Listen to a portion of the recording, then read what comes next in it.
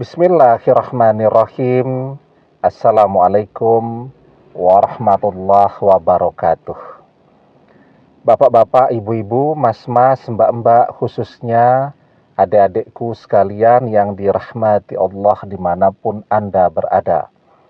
Kembali di IIP Channel bersama saya, IIP Wijayanto.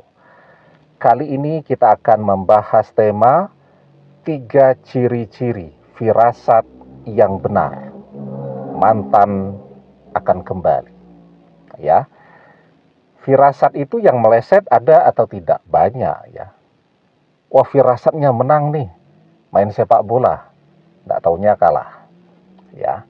Firasatnya dapat pekerjaan nih. Ternyata nganggur dan seterusnya. Nah, jadi banyak sekali pikiran-pikiran yang kita bayangkan atau kita pikir itu sebagai sebuah firasat, tetapi realitanya itu berangkat dari akal kita sendiri. Jadi dari keinginan yang sangat kuat mempengaruhi logika kita dan kemudian kita berpikir ini adalah firasat. Nah, itu sebabnya kenapa banyak orang kemudian merasakan itu firasat tetapi meleset dari kenyataannya. Ketika firasat itu benar, itu cirinya ada 3 ya.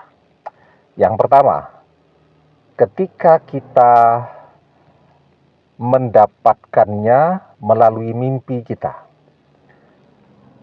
Kita coba ingat-ingat. Mimpi ini apakah berasal dari akal kita atau keinginan kita? Ataukah mimpi ini godaan dari setan? Ataukah mimpi ini firasat atau petunjuk dari Allah? Cara mengetahuinya, kita punya kebiasaan sebelum tidur seperti apa? Jadi kalau sebelum tidur itu kita terbiasa wudhu dulu ya, kemudian sholat witir ya, setelah itu kita berdoa. Nah, maka dalam keadaan bersih, suci, terlindungi, kita tidur, maka insya Allah mimpi yang kita dapatkan itu berasal dari Allah. Ya, jadi misalnya mimpinya menikah dengan mantan. Ar-ru'ya sholihatu minallah. Mimpi yang baik itu berasal dari Allah. Itu kalau kita wudhu, sholat witir, berdoa sebelum tidur. Dan itu menjadi kebiasaan kita setiap malam. Tapi kalau kita tidak punya kebiasaan itu, artinya kita terbuka. Ya, setan bisa masuk tuh kalau kita tidak berdoa. Nah, kita misal juga bermimpi, ya, menikah dengan mantan. Nah, tetapi itu bisa saja mimpi yang menggoda kita, godaan dari setan yang membuat kita kepikiran mantan terus ya. Sampai tidak fokus bekerja, sampai tidak fokus kuliah dan seterusnya ya. Walaupun memang kalau mimpi yang berasal dari setan itu lebih banyak dalam bentuk mimpi yang buruk ya. Tapi itu tadi, kalau kita tidak berdoa, tidak berwudu, artinya kita terbuka, sangat mungkin setan kemudian masuk ke dalam mimpi kita. Yang ketiga, kita juga tidak berwudu, tidak sholat witir dulu, tidak berdoa, sangat mungkin pula mimpi yang muncul itu dari benak kita. Kan itu 3 sebab mimpi. Mimpi yang berasal dari Allah, kemudian mimpi yang berasal dari pikiran kita sendiri, dan mimpi yang berasal dari setan. Nah, jadi ketika kita mendapatkan firasat itu melalui mimpi, dan kita adalah orang yang selalu berwudu, menyempatkan dulu untuk berdoa, dan seterusnya setiap malam sebelum tidur, maka insya Allah ketika kita melihat dan itu terjadi berulang-ulang di dalam mimpi kita, kita menikah dengan mantan, itu adalah petunjuk dari Allah. Ar-ru'ya sholihatu minallah.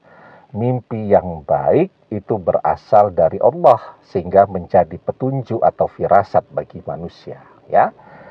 Yang kedua, orang lain yang mendapatkan firasat itu, ya, dan firasat itu kemudian juga sekaligus menjadi doa bagi kita, yakni ketika firasat itu yang mendapatkan adalah orang tua kita. Ya, jadi misal mereka bermimpi melihat kita dan mantan menikah, ya, dan kita tahu persis orang tua kita ini ahli ibadah, rajin berdoa, kalau mau tidur selalu berwudu, selalu berdoa, tidak lupa sholat witir dulu. Jadi mereka adalah orang-orang yang saleh dan mereka mendapatkan mimpi itu. Nah, mimpi itu sekaligus juga sebagai doa untuk kita. Kenapa? Karena doa orang tua untuk anaknya kan adalah doa yang sangat mustajab. Salah suda'awati mustajabah la syakka fihinna dakwatul walidi. Jadi peringkat satunya itu adalah dakwatul walidi. Ada 3 doa yang mustajab, yang tidak diragukan lagi. Peringkat satunya adalah doa orang tua untuk anaknya. Nah, maka kalau orang tua yang mendapatkan firasat itu, apakah melalui mimpi mereka ataukah melalui keyakinan hati mereka, maka insya Allah itu adalah ciri firasat yang benar, ya. Yang ketiga, yang lebih jauh lagi, ya, misal Pak D, Bude, teman, sahabat yang mendapatkan firasat itu, ya, jadi mereka bisa mendapatkan firasat itu melalui mimpi mereka, melalui keyakinan mereka, melalui bayangan yang muncul di dalam benak mereka, dan seterusnya, dan seterusnya. Ya, jadi sumber firasat itu kan ada begitu banyak jalannya dari berbagai arah, dan kita tahu persis nih bahwa misal Pak D kita atau sahabat kita yang mendapatkan firasat, dan dia ini adalah orang yang betul-betul saleh, tekun ibadahnya, istiqomah di dalam ibadahnya, insya Allah itu adalah ciri-ciri firasat yang benar, yang bisa kita yakini. Maka di dalam sebuah hadis kita diajarkan, ittaqu firasatal mu'min fa innahu yanzuru bi nurillah. Hati-hatilah dengan firasat orang yang beriman, karena sesungguhnya dia melihat dengan cahaya Allah, ya. Nah, jadi itulah 3 ciri-ciri firasat yang benar, yang insya Allah tidak akan meleset. Ya, jadi ketika firasat itu pesannya adalah kita akan menikah dengan mantan bagi yang belum menikah loh ya ini.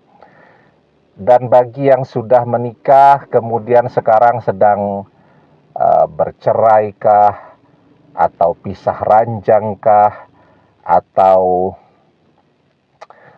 suami istri minggat, tidak jelas kabar beritanya dan seterusnya, dan firasat itu dengan ciri-ciri yang 3 tadi, maka insya Allah itu adalah tanda kalau yang belum menikah akan menikah dengan mantannya, kalau yang bercerai akan kembali bersama dengan mantannya.